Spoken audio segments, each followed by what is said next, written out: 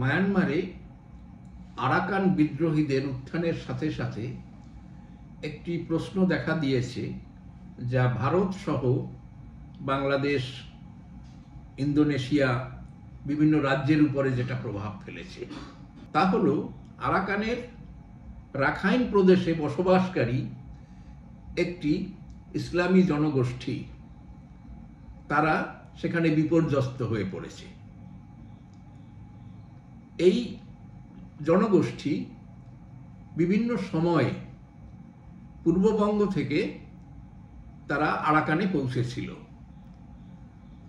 কেউ বলেন পণ্ডিতেরা যে পঞ্চদশ শতাব্দী থেকে শুরু করে তারা যাওয়া শুরু করেছেন এবং তার প্রভাব বেড়েছিল ব্রিটিশ রাজত্ব প্রতিষ্ঠিত হওয়ার সময় সপ্তদশ অষ্টদশ শতাব্দীতে।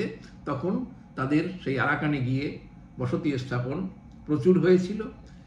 এই লোকদের শারীরিক গঠন ইত্যাদি নৃতাত্ত্বিক গঠন দেখলে মনে হবে যেন ওরা চট্টগ্রাম এবং পার্বত্য চট্টগ্রাম অঞ্চল থেকেই বেশিরভাগ তাদের পার্শ্ববর্তী আরাকানে গিয়ে পৌঁছেছিল।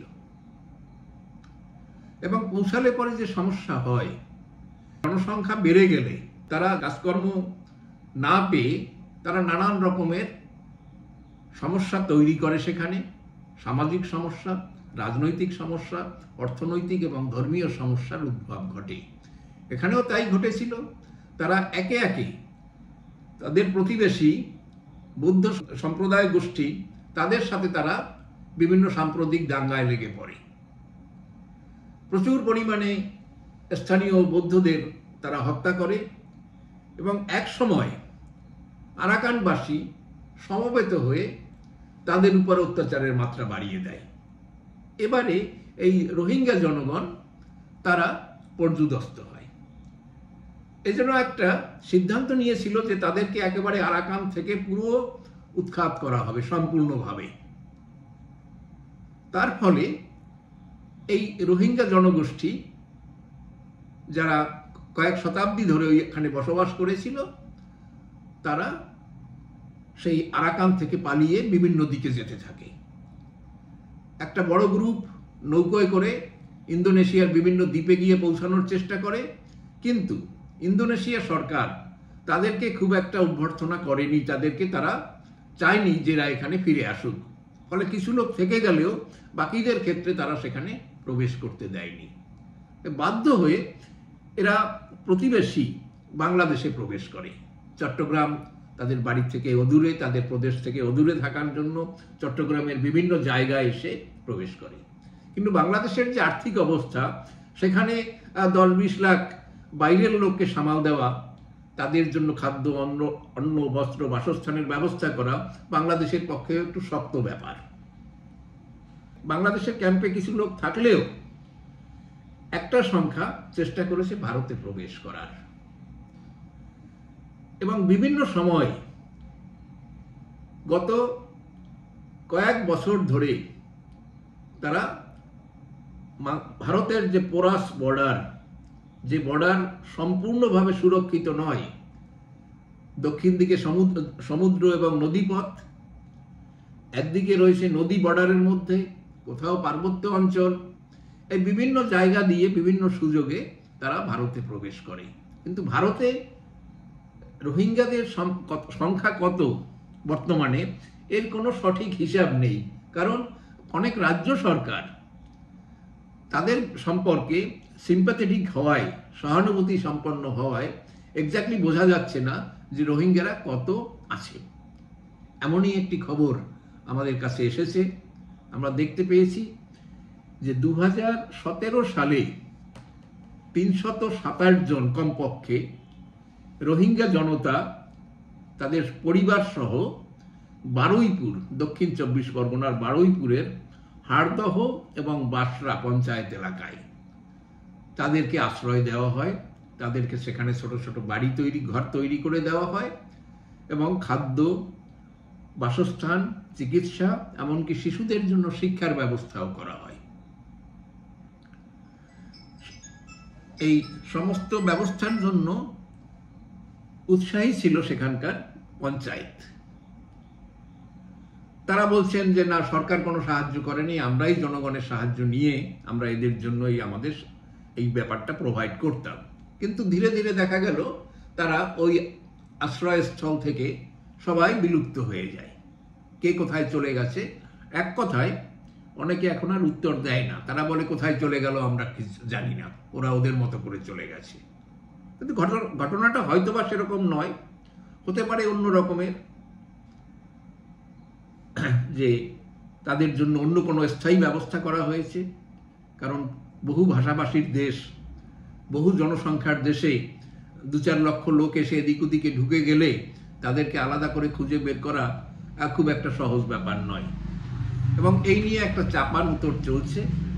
চাপান উত্তরটা কিরকম,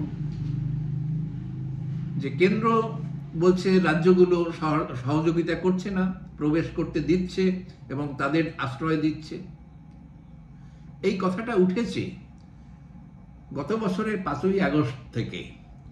হাসিনা সরকারের উৎখাতের পরে বাংলাদেশে যে অরাজকতা তৈরি হয়েছে, সেই অরাজকতার সুযোগে অসংখ্য পরিমাণ টেরোরিস্ট তারা নানান কায়দায় ভারতে প্রবেশ করছে এবং একের পর এক সরকারি চেষ্টায় তারা অ্যারেস্টেড হচ্ছে এবং তাদের কাছ থেকে যে তথ্য পাওয়া যাচ্ছে তা কিন্তু ভয়ানক রকমের।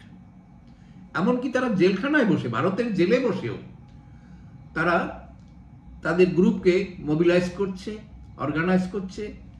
তা আইনের এদের ভাষায়, যারা অনুসন্ধান করেন, ইনভেস্টিগেশন করেন, তাদের ভাষায় sleeper cell, terrorist sleeper cell তা তৈরি করছে। কিন্তু তারা কিভাবে এলো, কোথায় এলো, কি করে থাকে, তারা এখান থেকে পাসপোর্ট তৈরি করছে, আধার কার্ড তৈরি করছে, এদেশের মেয়েদের বিয়ে করছে, ভোটার কার্ডে তাদের নাম উঠছে। কিন্তু এই নিয়ে দুই পক্ষ, কেন্দ্র এবং রাজ্য, পরস্পরকে দোষারোপ করে যাচ্ছে। কারণ পাসপোর্ট, আধার কার্ড, ভোটার কার্ড ইস্যু করে কেন্দ্রীয় সরকার, বর্ডারের দায়িত্বে রয়েছে কেন্দ্রীয় সরকার। আবার কেন্দ্রীয় সরকার দায়িত্ব চাপাচ্ছে রাজ্য সরকারের উপরে, যে না, এই পুলিশ ভেরিফিকেশন হয়, আধার কার্ড পাওয়ার জন্য কিছু ডকুমেন্ট দিতে হয়, পাসপোর্টের জন্য পুলিশ ভেরিফিকেশন হয়, এর সমস্ত কাজটিই তো তৈরি করে রাজ্য সরকার, রাজ্যের পুলিশ।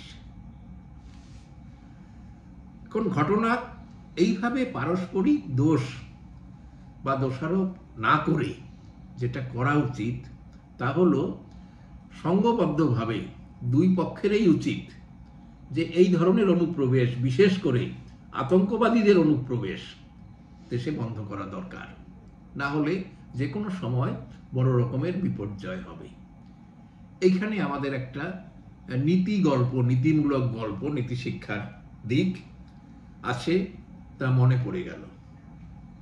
তা হলো একটি কৃষকের গোয়ালে অনেকগুলো গরু ছিল। তার মধ্যে একটা হৃষ্টপুষ্ট বলদ, শক্তিশালী, সে ওই বাকি যে গরুগুলো রয়েছে, গাভী, বলদ ইত্যাদি মিলিয়ে বাছুর, তাদের সে নেতৃত্বে ছিল। সে আগে চলতো, তার পিছন পিছনে বাকিরা চলত। তো এক দুর্যোগের রাতে সেখানে একটি বাঘ এসে আশ্রয় প্রার্থনা করে।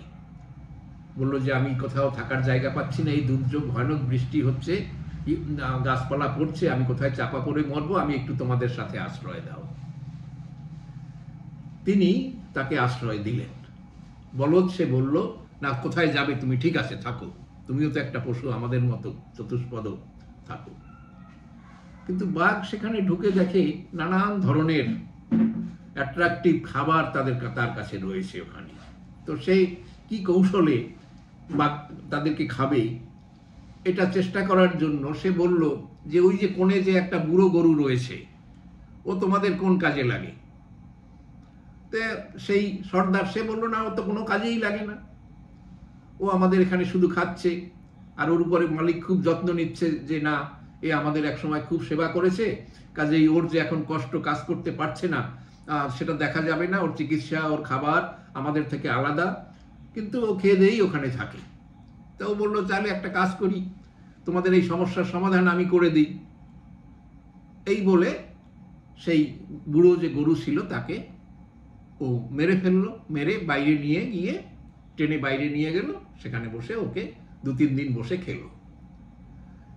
এর মধ্যে বলদের সাথে ওর বেশ ভাবসাব হয়ে গেছে।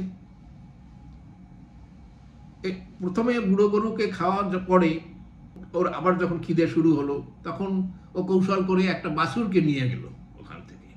বলল যে এও তো কোনো কাজে লাগছে না, এ লাফালাফি করছে, রাত্রিবেলা ঘুমের ব্যাঘাত ঘটাচ্ছে, তোমার গায়ের উপরে এসে লাফালাফি করছে, একে এখানে রেখে কোনো লাভ নেই। এই বলে ও তাকে মেরে বাইরে নিয়ে গেছে। এইভাবে নানান অজুহাতে একের পর এক গরুকে ওখান থেকে খালি করে দিয়েছে। তখন রাতে সেই যে শক্তিশালী বলদ যে ছিল, পাওয়ারফুল যে ছিল, সে দেখে ও একা হয়ে গেছে। তখন ওর ভয় ঢুকেছে, বুঝতে পেরেছে যে না তো বিপদ, ও তো একে একে সবাইকেই মেরে ফেললো, এবারে আমার কি হবে। তো সেদিন যখন রাতের বেলা সেই বাঘ এসেছে, ও তাকে বলছে যে না, তোমাকে আমি এখানে ঢুকতে দেবো না, তুমি সবাই আমার ক্ষতি করেছো। কিন্তু যখন সেটা বুঝতে পারলো তখন অনেক দেরি হয়ে গেছে। গোয়ালে ঢুকে সেই শক্তিশালী বলদটাকে মেরে ও তাকে সেদিনকে খেয়ে নিল। এরপরে সেই কৃষকের গোয়াল ফাঁকা, রাতের বেলা গভীর রাতে এসে ওই গোয়ালে ওই বাঘ থাকা শুরু করে দিল। এর মর্মার্থ বুঝিয়ে বলার দরকার নেই, কিন্তু আমরা এই বাঘকে ঢুকতে দিয়ে আমরা নিজেদের বিপদ ডেকে আনছি কিনা। কারণ ইদানিং বিভিন্ন তরফ থেকে কথা উঠছে যে আমাদের সংখ্যা বৃদ্ধি পাচ্ছে, আমরাই এক সময় এই দেশের শাসনভার নেব, আমরা ক্ষমতা দখল করব, এই কথা চলছে। কাজেই কেন্দ্র এবং রাজ্য কে বলদের ভূমিকায়, কে গরুর ভূমিকায় এবং কে বাঘের ভূমিকায়, সেটা বুঝে এখন থেকে সচেষ্ট না হলে সে এক সময় সেই বলদের গোয়াল, গরুর গোয়াল শূন্য হয়ে যাবে।